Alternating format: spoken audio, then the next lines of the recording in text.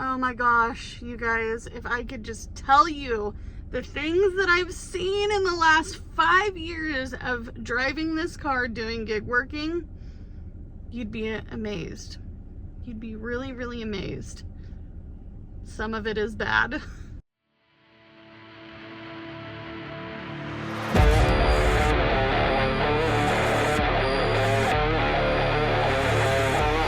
I have had a lot of folks ask me a lot of questions and comments from my previous videos, especially the one where I broke open all of my banks and I said, you know what? It's time for a fall reset. It's time for a change. We're going to start doing things a little bit differently because I can't keep doing the same thing over and over and over again. So a lot of you guys are going to ask me, am I going to use my DoorDash, Uber, Lyft money to get out of debt? That would be wonderful. It would be wonderful to get out of debt. I've been debt-free one time in my adult life where I went through all of the Dave Ramsey baby steps to get there. I got onto baby step number 3, and then I got called about an apartment. I rented said apartment since I was homeless, sleeping in my car for a little over 11 months, and I had to switch the way that I was doing my budgeting. I will say, without gig working, without DoorDash, Uber, Lyft, Instacart, those kinds of things, I wouldn't have made it this far. I have done a lot of driving in the last 5 years. In 5 years' time, that car could tell you so many stories that it's just absolutely crazy. I don't just pick up food, I pick up people. I've been doing Uber and Lyft rideshare for quite some time now, over 3 years. I think I just hit my 3-year Lyft anniversary, but I am excited to say that without these apps, without being able to use my car as a tool to make money, I wouldn't have made it this far. I definitely wouldn't have been able to save money. I wouldn't have been able to afford my apartment on my very low wage. I wouldn't have been able to then move out of my apartment and into a 1966 single wide in a park. I own the trailer. I don't own the land, but it's still mine. And without these types of things, I don't think that I would have done it. I don't think I could have done it. It's okay to say, hey, I got to get a second job. I need to work overtime. I need to fire up some apps on my phone. I have to do some reselling. I'm going to have a yard sale this weekend. All of the things, because you deserve it. You deserve better than the way that you're living, and that's how I view doing gig work. I've seen some crazy things. Absolutely crazy things. I recently dropped off a DoorDash order to a woman. It was early in the morning, and she opened the door and she was stark naked. Yes, it happened. I was like, please tell me that didn't just happen.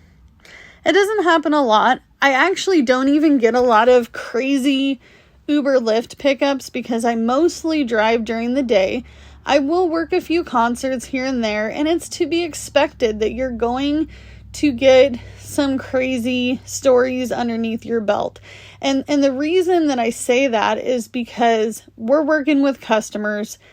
People are people, and they do people things. However, I will say all of the negatives have definitely not outweighed the positives. And the positives are that I'm still out there making money. I'm still doing what I can with what I've got because it's all I have to work with. I had an expensive car payment. I have an expensive car payment. I'm close to paying it off.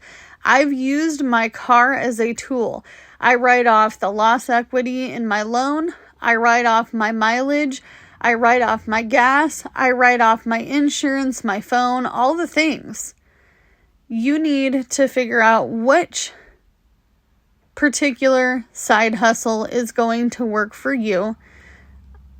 And honestly, I can't even tell you that not everybody is meant to be behind the wheel of a car, driving, doing these things. I'm not saying that you have to go do DoorDash. I'm not saying that it's going to be profitable for you. I will say in this economy, if you're not a top DoorDasher, if you are not a certain tiered, certain stat gig work driver, you're going to get the slummy of the slummy orders, okay? And honestly, you can be one of those people who cherry pick the good orders, and that might work for you. It doesn't work for me. I have to be able to dash at any time because in my market, I am living in a small area. I'm not in a giant city. I'm not in a really, really big area of Oregon. I'm really not even near places like Portland or Hillsboro or Beaverton. I'm not in those kinds of areas. That's not my market. However, I have, out of curiosity, thought about making a little road trip to see what it would be like to dash in a bigger city, in a bigger market. Because this market is so small, I have to be careful and I have to take as many orders as I can. I don't take no-tip orders. You get to choose. You don't have to take those orders. However, if you do take those orders, you get your stats really high and you become a top DoorDasher, then you can dash at any time. You don't have to schedule. And that actually helps me out 100% of the time because this is not my only job. I also have an hourly job where I still go to work hourly for a company, and then I go home and I do my DoorDash, Uber, Lyft. I have thought about making some Uber Lyft videos. However, I'm really still not sure if I feel comfortable doing that. By the way, it has crossed my mind a few times. How can I do it? How can I make that possible? I will say most of the time when I am doing rideshare, I'm picking up people going to work, going to the airport, coming from the airport. It's business. It's not crazy people at night. There's no one throwing up in my car. There's nobody that I'm going to pick up that I feel uncomfortable with. If I feel uncomfortable, I don't have to pick up that person. Don't pick up that drunk person. If they're that belligerently drunk and they treat you like crap and they're going to throw up in your car and you can foresee these things, you don't have to pick them up. If you feel unsafe with a customer, let the app know. Let the people that you're working under know. Let Uber and Lyft know. Hey, I'm uncomfortable. DoorDash. I have had a woman scream at me because I wouldn't bring her groceries into her house. And she was a regular customer of mine. I eventually quit taking her order.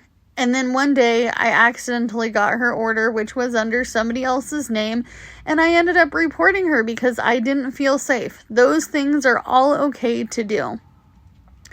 So I'm hoping that this inspires you to go pick up those extra shifts. Go get yourself a little side hustle because you deserve it. Your journey deserves it. You don't want to be sitting in the same situation like I was forever. I'm now a month ahead. I now have my emergency fund and I am willing to move on to the next things in my life because I don't want to do the same things forever. It doesn't make sense. It's not going to make me happy. By the way, y'all, I know I gotta clean my car out. I haven't cleaned my car out since I had the kids, and honestly, I haven't done a lot of things to my car since I've had the kids throughout the last, week or weekend, and I really need to get on it. And you know what? I feel better about myself when my car is clean too. So, back to it. The answer is I'm hoping that I can get myself out of debt. I'm hoping that I can save money. I'm hoping that I can buy my next home.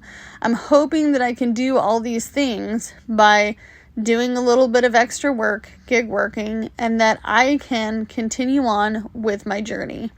Because everybody's road is different. Do what you can with what you got, and I'll see you in the next one. Bye, guys.